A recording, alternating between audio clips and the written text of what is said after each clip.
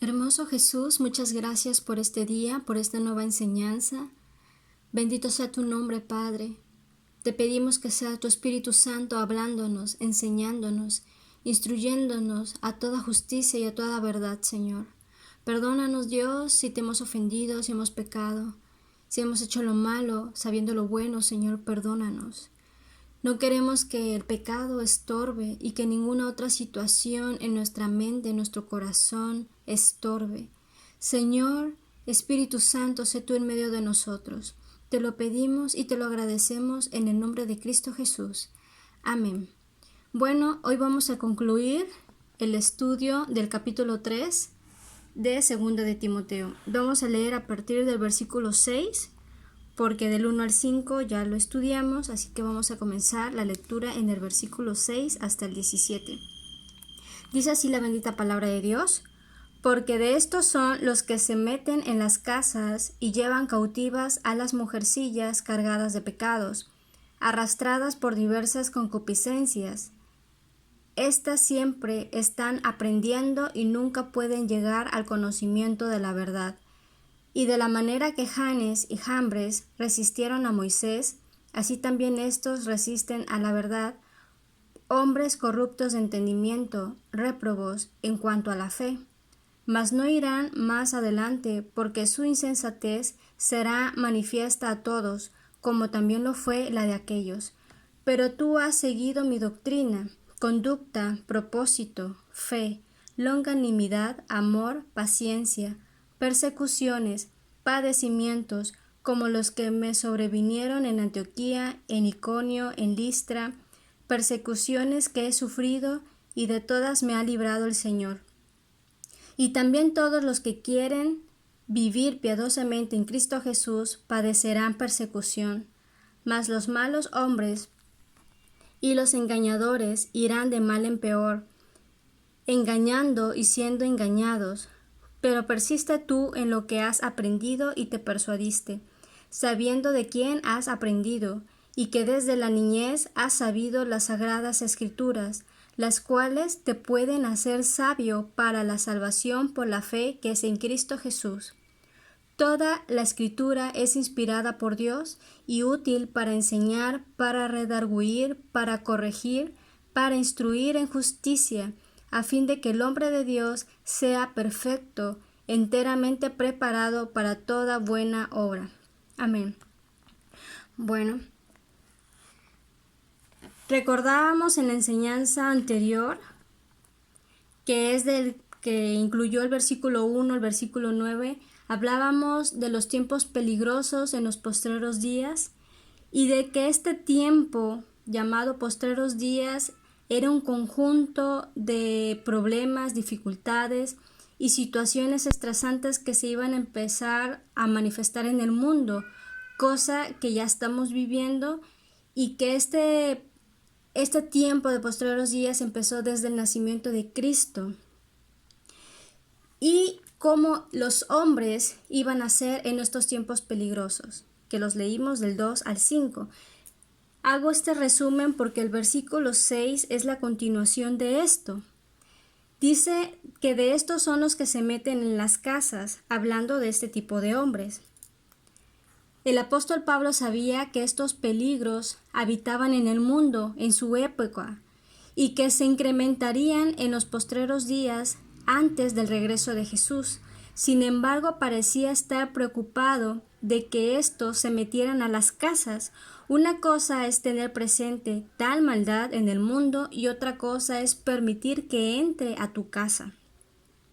Aquí habla de mujeres cautivas, aquellos que se han marcado por la depravación y el engaño de Satanás en los postreros días que Pablo mencionó en los versículos anteriores, quieren tomar cautivos a otros y pueden hacer esto entre los cargados de pecados, es decir, aquellos que creerán o prestarán atención a casi todo en el mundo. ¿Como cuáles? Como aquellos que son filósofos o movimientos espiritistas. Ahora, uno debiera saber si es uno de estos cautivos, atados bajo la influencia del rechazo hacia Dios y la celebración del ego de estos tiempos finales. ¿Cómo? ¿Cómo podemos saber si estamos dentro de estos cautivos? Bueno, tenemos que examinarnos a nosotros mismos y siendo objetivos de acuerdo a lo que ya vimos en los versículos 2 y 5, si entramos dentro de estas características. También podemos alejarnos de cualquier influencia mundana y ver si hay alguna de estas a las cuales se nos dificulte dejar. Si es así, estás entonces enlazado y cautivo en esa área. También aquí habla de mujeres en vez de hombres. ¿Por qué? Porque son más propensas a ser engañadas por tales impostores. Así es, actualmente también hay maestros con características como la que hemos visto desde el versículo 2, que se han infiltrado en las iglesias y se dirigen al sector de creyentes más vulnerables e influenciables.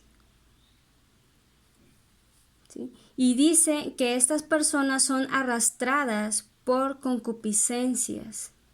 Es claro que el espíritu de los postreros días encontrará la manera de atraernos, de seducirnos por diversos deseos dentro de nosotros, disfrazándolo, sexualizándolo o haciéndolo de manera romántica para satisfacer nuestros deseos de comodidad, de riquezas, de seguridad, de felicidad o de adquirir cierta clase social.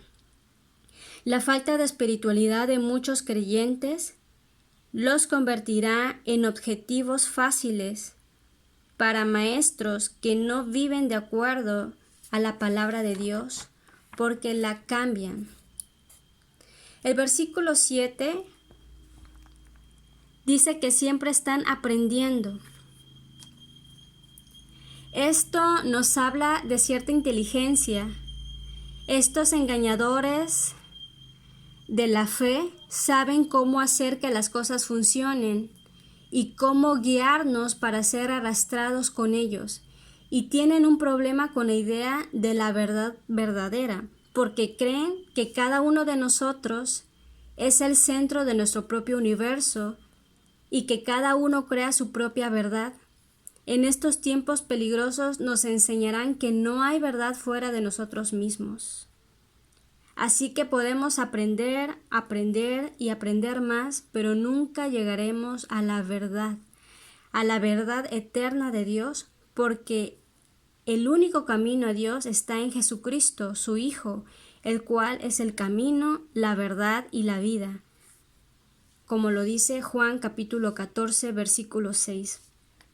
Hay muchas personas dentro y fuera de las iglesias que escuchan y escuchan buenas enseñanzas, pero rara vez meditan en lo que escuchan. Sacan poco provecho de las ordenanzas de la palabra de Dios y no pueden crecer en ella. No desarrollan madurez ni autonomía en buscar su propio alimento espiritual, ya que no dejaron en su totalidad el pecado, practicándolo diariamente con su lenguaje, con sus ojos, viviendo una vida extramarital, y al estar contaminados con el pecado, les impide, en primer lugar, tener un nuevo nacimiento en Cristo Jesús, porque no han tenido el deseo genuino de arrepentirse ante Dios, y sin esto no podrán avanzar en la obra de Dios, en los dones y en los ministerios que Dios ha destinado para ellos. ¿Por qué? Porque serán creyentes tibios, fluctuantes, llevados por doquier, por todo viento de doctrina, por los engaños de aquellos que emplean con astucia las artimañas del error, como dice Efesios capítulo 4, 14. Aquí estamos en Efesios. Entonces de nosotros depende si seguimos siendo niños fluctuantes, llevados por doquier, por todo viento de doctrina, llevados al error, o Si tomamos la decisión, primeramente, de arrepentirnos, buscar a Cristo con todo nuestro corazón y empezar a estudiar la palabra de Dios para no quedarnos en un estado niños, sino avanzar a una madurez de adulto espiritual y así poder discernir las doctrinas del error falsas de la palabra viva de Dios, que es la verdad. Ya en el versículo 8 habla sobre dos hombres, Janes y Jambres. Estos dos eran magos egipcios. Ellos dos, no sé si recuerdan la historia bíblica, ellos son los dos magos que se opusieron a Moisés delante del faraón. Esto lo pueden leer ustedes en Éxodo capítulo 7. Estos no hicieron simplemente trucos, hicieron milagros, pero bajo el poder de la oscuridad, no por el poder de Dios. Cuando Moisés echó su vara y se convirtió en serpiente, los dos magos pudieron hacer lo mismo. Sin embargo, eventualmente no pudieron igualar los milagros que hizo el siervo del Señor, es decir, a Moisés. Sus poderes ocultos demostraron ser inferiores al poder de Dios.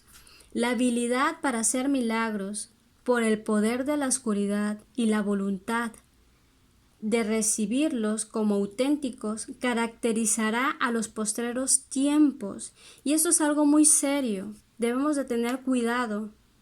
Vamos a leer Apocalipsis 13, versículo 13.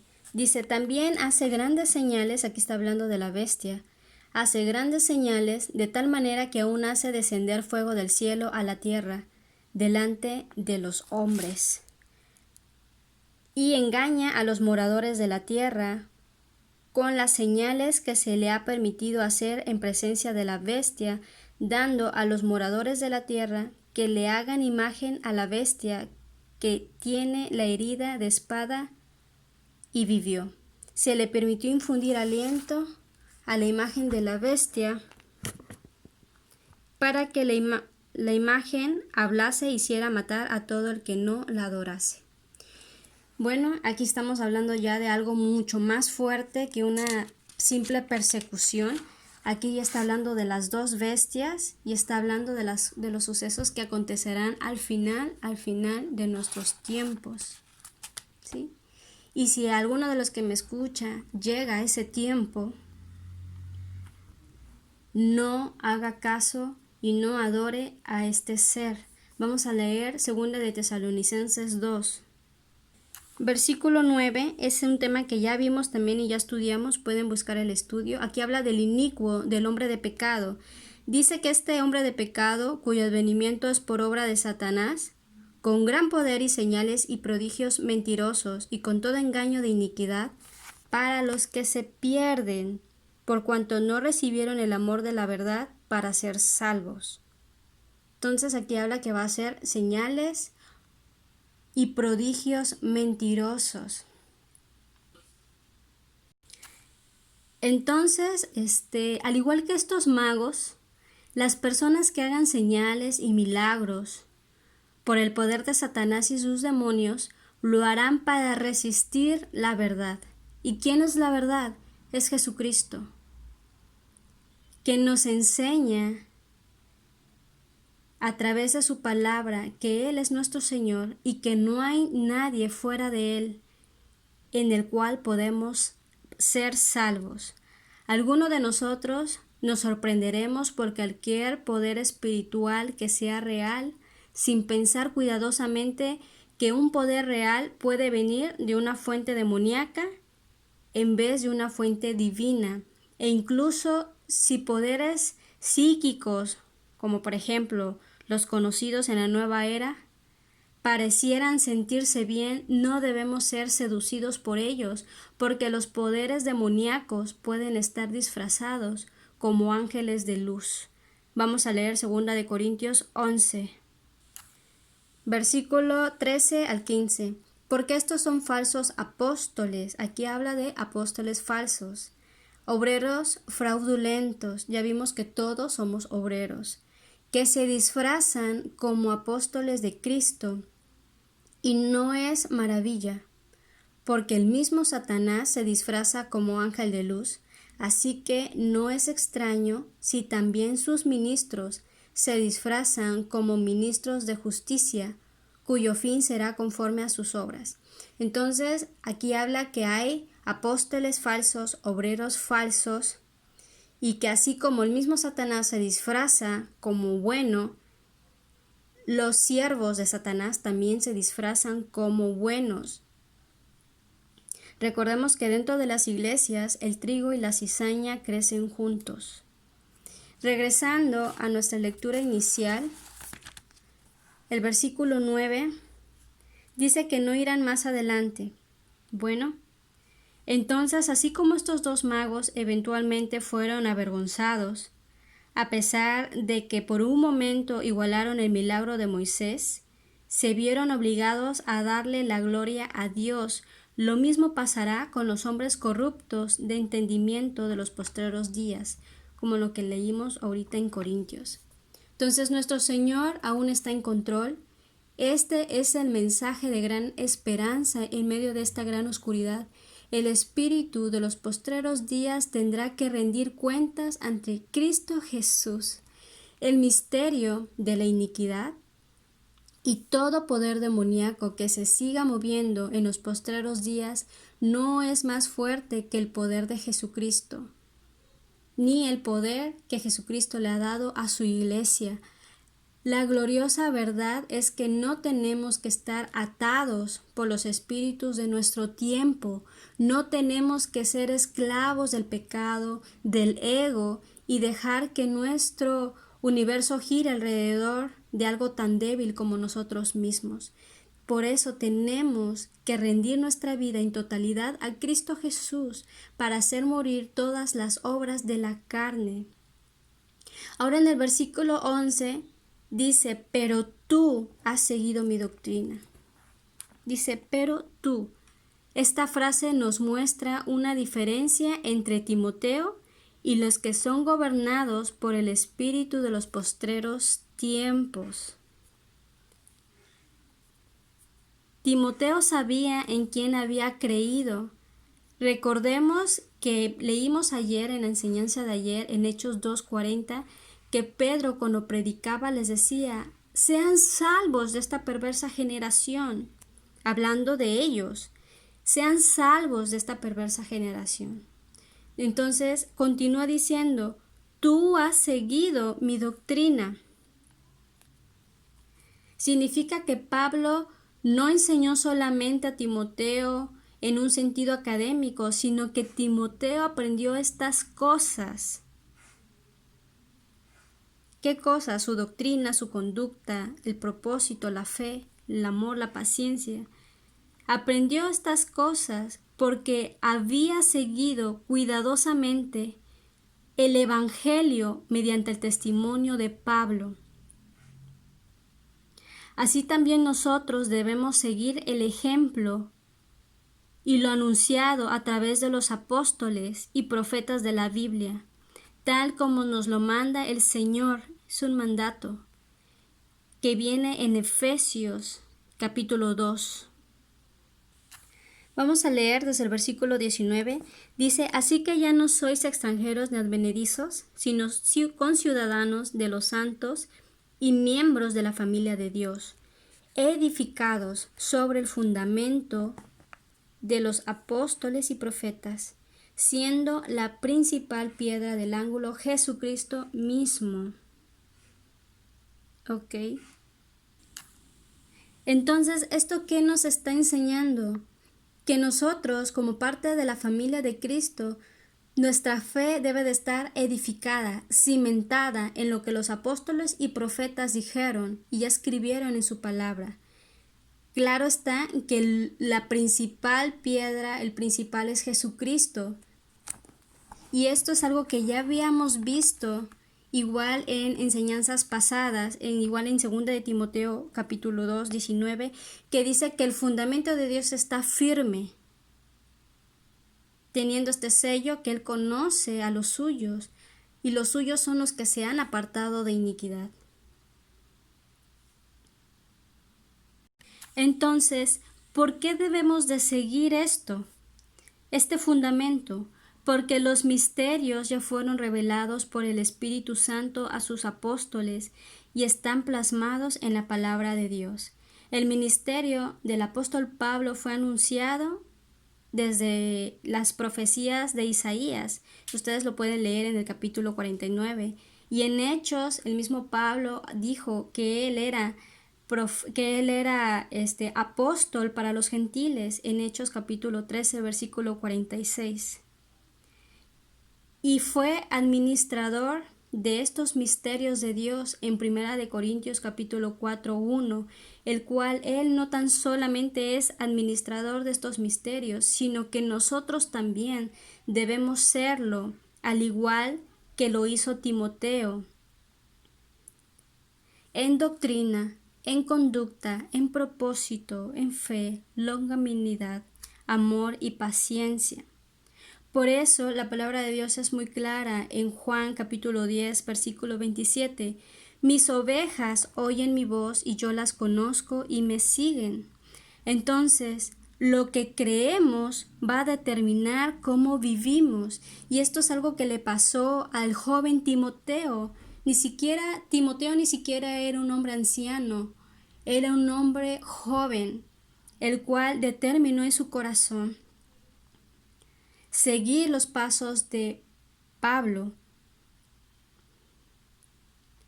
Bueno, vamos a continuar en el versículo 11. No tan solamente quiso seguir los pasos de Pablo en lo bueno, sino que también estuvo dispuesto a otro tipo de cosas. Se me estaba pasando. Vamos a hablar un poco sobre la longanimidad. Vamos a leer Primera de Corintios capítulo 9. Perdón, antes de lo de longanimidad dice que Pablo también tenía un propósito y una fe.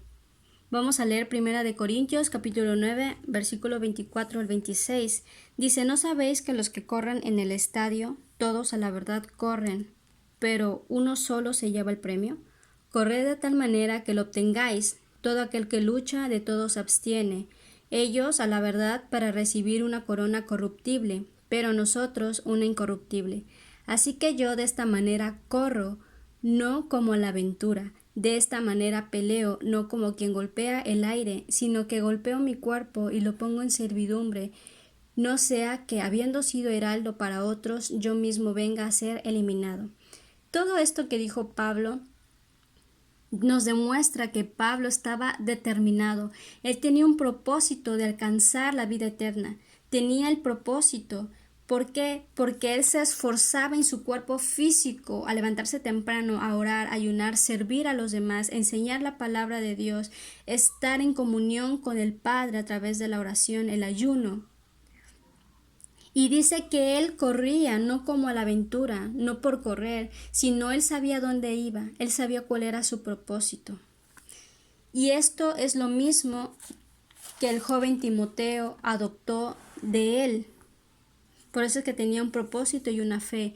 Longanimidad significa que Pablo tenía paciencia con pequeñas situaciones que tenía con algunas personas. Paciente con pequeñas irritaciones de personas y de la vida vivía la vida de una manera especial. Tenía amor y eso lo hacía destacar en su ministerio. El versículo 11 también nos enseña que al igual que el apóstol Pablo, también soportó muchas cosas el joven Timoteo, y es que en verdad cierto nivel de persecución es seguro para las personas que siguen cuidadosamente este tipo de vida recta. Y también todos los que quieren vivir piadosamente en Cristo Jesús padecerán persecución.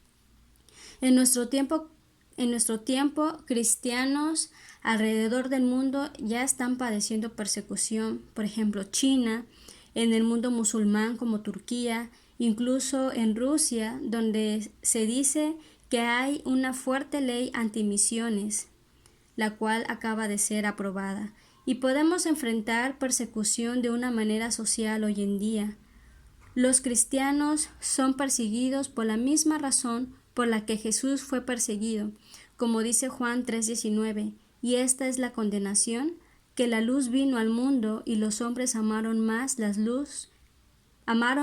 tinieblas que la luz, porque sus obras eran malas. También especifica los lugares donde persiguieron al apóstol Pablo, aquí mismo en el versículo 11. Dice que en Antioquía también sufrió padecimientos. En Antioquía, ustedes lo pueden leer con calma, en Hechos capítulo 13, versículo 50. Ahí viene lo de Antioquía, donde Pablo fue expulsado de la ciudad por predicar el evangelio. En Iconio, esto lo pueden leer en Hechos 14:5, donde casi fue ejecutado por lapidación, y en Listra, en Hechos capítulo 14, versículo 19, donde lo apedrearon y hasta lo dieron por muerto. Y de todas el Señor lo libró. Pablo recordaba esto mientras estaba en prisión y esperaba su ejecución. Él sabía que Dios era totalmente capaz de liberarlo otra vez. Fuera cual fuera la voluntad de Dios, Pablo parecía estar en completa paz, dejando todo en manos del Señor. La persecución no iba a detener a Pablo de seguir a Jesús con todo su corazón, y así debemos estar igualmente determinados nosotros. Si nos decimos creyentes, si nos decimos parte de la familia del Señor, entonces ninguna dificultad, ninguna ofensa, injuria, violencia, persecución social y agravio nos puede detener de nuestra fe y en la predicación de la palabra de Dios. ¿Sí? Entonces continuemos predicando el Evangelio con mansedumbre, con amabilidad, así como nos lo enseña 2 de Timoteo 2:24. En 1 de Pedro capítulo 4, del 1 al 5, lo pueden buscar, describe la mentalidad de muchos de los que persiguen socialmente a los cristianos. Vamos a leerlo porque considero que es muy importante. Dice así: puesto que Cristo ha padecido por nosotros en la carne, vosotros también armaos del mismo pensamiento, pues quien ha padecido en la carne terminó con el pecado, para no vivir el tiempo que resta en la carne conforme a las concupiscencias de los hombres, sino conforme a la voluntad de Dios. Baste ya el tiempo pasado para haber hecho lo que agrada a los gentiles, andando en lascivias, concupiscencias, embriagueces, orgías, disipación y abominables idolatrías. A estos les parece cosa extraña que nosotros no corráis con ellos en el mismo desenfreno de disolución y os ultrajan, pero ellos darán cuenta al que está preparado para juzgar a los vivos y a los muertos. ¿Sí? Entonces el versículo 4 dice: les parece cosa extraña. ¿Alguien te considera extraño? Es pregunta personal para ti que me escuchas. ¿Alguien te considera extraño? Si no estamos dispuestos a dejar que otros nos consideren extraños, si no estamos dispuestos a ser rechazados por algunos por amor a Jesucristo, si no estamos dispuestos a ser marginados ante algunas personas o situaciones, entonces nunca podremos ser verdaderos seguidores de Jesucristo. Y esto es algo sumamente importante. No debemos avergonzarnos del Evangelio, porque esto es poder de Dios para salvación a todo aquel que cree. El versículo 13 y 15 habla sobre el destino de los hombres malos y el destino de los hombres consagrados. Los hombres malos son los evidentes y abiertos enemigos de Jesús, como por ejemplo las sectas, los adoradores de Satanás, los servidores satánicos, brujos, santeros, etc. Los engañadores, estos se refiere a los que se ven bien y que muchos consideran que están bien, pero en realidad son fuerzas destructoras entre los seguidores de Jesús. Mucho daño ha sido causado por personas que fueron sinceramente engañadas y que intentaron hacer cosas malas por motivos sinceros. Un ejemplo de esto es Pablo, Saulo, antes llamado Saulo, cuando perseguía a los cristianos antes de conocer a Jesús. Él pensaba que hacía lo correcto, que los blasfemos eran los cristianos y no él. Entonces, estas personas engañadores, las malintencionadas, cuando ven un corazón sincero, aceptan, seducen a este tipo de personas con corazones sinceros y caen con facilidad. ¿Por qué? Porque aceptan los peligros, sus peligrosos engaños. Por eso la importancia de estudiar la palabra de Dios por nuestra cuenta, para poder medir a las personas y sus palabras a través de la palabra de verdad, a través de la palabra de Dios.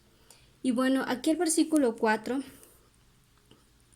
Pablo le continúa diciendo a Timoteo por segunda vez: pero tú persiste, indicando que debía nadar contra la corriente y perseverar en lo que había aprendido y había sido persuadido. Romanos 12, capítulo 2, dice esto: si pudieran aprender este versículo, háganlo. A mí me ha ayudado mucho en mi vida personal. Dice: no os conforméis a este siglo, sino transformaos por medio de la renovación de vuestro entendimiento, para que comprobéis cuál sea la buena voluntad de Dios, agradable y perfecta. Entonces, este versículo expresa muy bien lo que Pablo les estaba diciendo en Timoteo, aquí en el versículo 14, que él debía de persistir en lo que había aprendido y en lo que había sido persuadido a través de la palabra de Dios. El versículo 15 es algo que ya habíamos visto en 2 Timoteo 1:5, que su madre y la abuela de Timoteo fueron mujeres cristianas.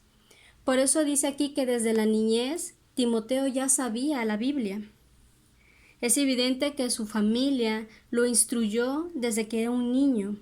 Es ahí la importancia de que las nuevas generaciones de padres creamos en el fundamento de la palabra de Dios para transmitirla a nuestros hijos y a nuestras generaciones. Así como hay una generación completamente corrompida, debe de haber una generación santa para el Señor. Ahora el versículo 16 y 17 nos hablan de la grandeza de la Santa Escritura. Antes de hablar de esto, dice algo importante: has sabido las sagradas escrituras, las cuales te pueden hacer sabio para la salvación.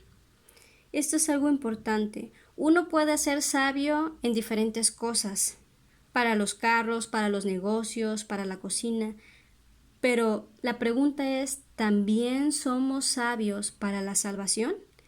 Esta es la sabiduría más importante que uno puede tener. La sabiduría viene de las Sagradas Escrituras, porque solamente a través de ella recibimos la verdad de Dios sobre Jesucristo. Ahora sí, yendo al versículo 16 y 17, dice que la Biblia es inspirada por Dios. Pedro escribió acerca de cómo podemos saber que las Escrituras vienen realmente de Dios, y habló acerca de su propia certeza porque vio a Jesús milagrosamente transformado ante sus propios ojos. También Juan el Bautista escuchó una voz del cielo que decía sobre Jesús: este es mi Hijo amado en quien tengo complacencia. Ellos mismos vieron de manera personal la real y de la deidad de Jesucristo. Pedro, en 2 de Pedro capítulo 1, 19, también nos deja un precioso versículo. Dice que tenemos la palabra profética más segura. Estaba hablando de este libro hermoso, de la Biblia. Tenemos la palabra profética más segura, a la cual hacéis bien en estar atentos como a una antorcha que alumbra en lugar oscuro.